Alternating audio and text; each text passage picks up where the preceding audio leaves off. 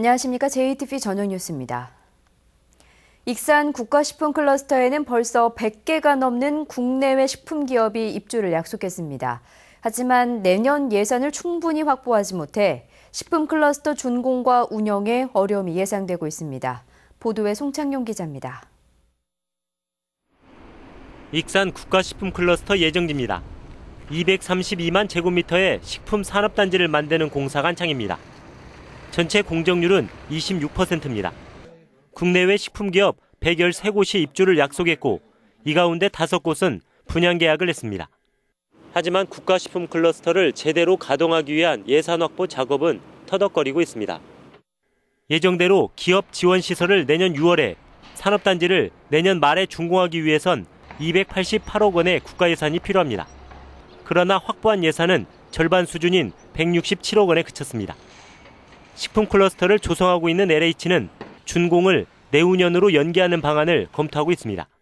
도로 위에 잔여 시설물들 설치 후 지하철 연기 운수해주는 기간이 필요할 것 같아서 조금 연기하려고는 2,900억 원의 인입철도 등 기반 시설도 정부가 부정적인 입장을 보여 예산 확보가 쉽지 않은 상황입니다.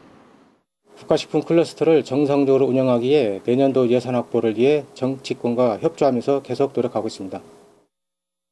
공사가 늦어져 입주를 약속한 기업들이 떠나는 일이 없도록 예산 확보 활동에 더욱 힘을 쏟아야 할 것으로 보입니다. JTBC 뉴스 송창용입니다. 8만 제곱미터에 이르는 국민연금공단 옆 부지가 모두 매수자를 찾은 것으로 확인됐습니다. 국민연금공단과 기금운용본부 그리고 전라북도가 나눠 매입하기로 해 4, 5년 뒤면 이곳이 연금과 금융의 중심지로 거듭날 것으로 보입니다. 김철 기자입니다. 전북 혁신도시의 국민연금공단 건물입니다. 바로 옆 기금운용본부 건물은 내년 10월 완공을 목표로 신축 중입니다.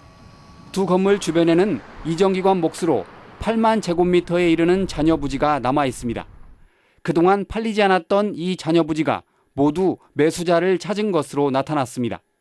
먼저 국민연금공단 남측의 3만 2천 제곱미터 땅은 국민연금공단이 복지시설 등을 짓겠다며 매입하기로 했습니다.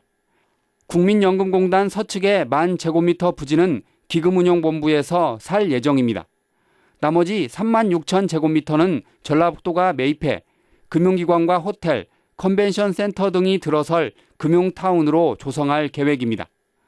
국민연금공단 서측 땅은 기획재정부로부터 매입을 승인받았고 남측 땅은 아직 승인 절차를 남겨뒀지만 최종 매입엔 문제가 없어 보입니다. 전라북도가 매입할 부지는 국토교통부로부터 용도 변경을 승인받아 금융타운으로 조성됩니다. 해당 부지가 이제 다 용도가 결정이 되었기 때문에 영실공이 연금 및 금융 관련 중심 타운 역할을 할 수 있는 그런 기반이 우선 마련이 됐다라고 저희는 평가하고 있습니다.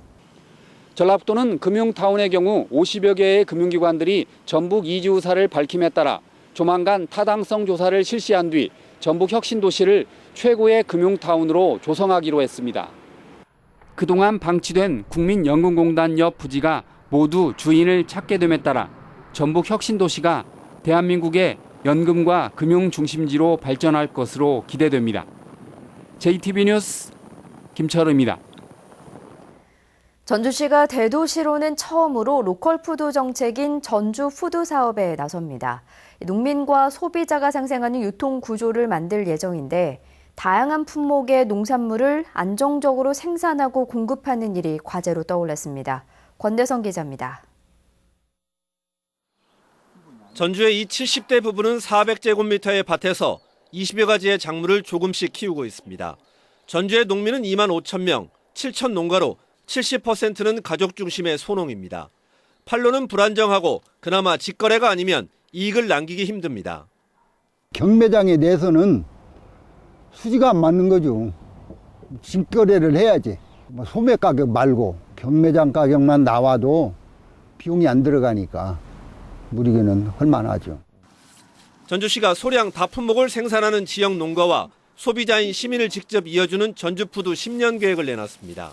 직거래 매장과 농가 레스토랑을 만들고 학교와 공공급식에 이어 음식점과 전통시장 등에도 전주푸드를 공급할 계획입니다. 우선 과제는 600가지 품목의 농산물과 식품을 안정적으로 공급하는 일입니다. 현재 공급 가능한 품목은 250가지에 그치고 있습니다. 전주시는 내년까지 1000여 농가, 10년 안에 5000여 농가를 조직화해서 500가지 품목을 자체 공급할 예정입니다. 그래도 공급이 어려운 100여 가지는 다른 시군과 제휴에 공급하기로 했습니다. 전주시는 전북도의 중심 도시로서 완주군, 무진장, 임실군 등 인근 지자체와 제휴 푸드 연결망을 구축하여 생생할 수 있도록 하겠습니다. 가격 경쟁력 유지와 더불어 생산과 유통, 가공 단계에서의 안전성 확보도 중요합니다. 정말 소비자들에게 안전한 농산물을 제공할 수 있도록 그 부분에 더해서 더 특별히 신경을 쓰셔야 된다고 봅니다. 전주의 식품 시장 규모는 연간 1조 원대로 추산됩니다. 반면 전주산 농산물 소비는 500억 원대 미만으로 전주시는 전주 푸드 계획을 통해 2천억 원까지 끌어올린다는 목표입니다. JTB 뉴스 권대성입니다.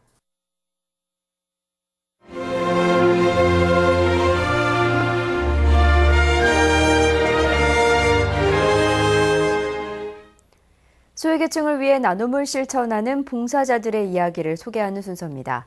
추수 시기가 지났지만 겨울 농사 준비로 바쁜 농촌을 찾아 도움을 주고 있는 봉사자들을 김진영 기자가 만났습니다. 흙을 파고 대파를 심는 손길이 분주합니다. 심은 대파묘가 늘어나면서 시커멓던 밭이 점차 파랗게 변합니다. 하루 종일 쪼그리고 앉아 대파를 심다 보면 다리와 허리가 아프지만 오늘 안에 일을 마치려는 욕심에 잠시도 쉴 틈이 없습니다. 그래서 어색하기도 하지만 어려운 농촌 일손을 돕는다는 생각에 마음도 뿌듯하고요. 도와줄 농민들을 위해서 일을 한다는 자체가 참 행복하다고 느꼈습니다. 일손을 구하지 못해 제때 대파를 심지 못한 농민은 뒤늦게나마 수확을 기대할 수 있게 됐습니다. 10,000원씩 더 주고도 인건비 인력을 구하기가 힘들어요. 지원 봉사단이 이렇게 와주셔가지고 참 제가 마음이 흐뭇하고 너무 고맙고. 한국건강관리협회 봉사단이 일손이 부족한 농촌을 찾아다니며 도움을 주고 있습니다. 농사일에 일손이 아주 부족합니다. 이럴 때일수록 우리가 더 찾아뵙고 일손 돕기를 하면 우리가 같이 갈 수 있는 농촌과 도시민과 같이 갈 수 있는 그런 계기를 만들지 않나. 봉사들이 농산일로 지친 노인들의 손바닥에 침을 조심스럽게 놓습니다. 평생 해온 농산일로 성한 곳이 없는 농민들은 자신의 건강을 걱정하는 따뜻한 손길에 힘을 냅니다.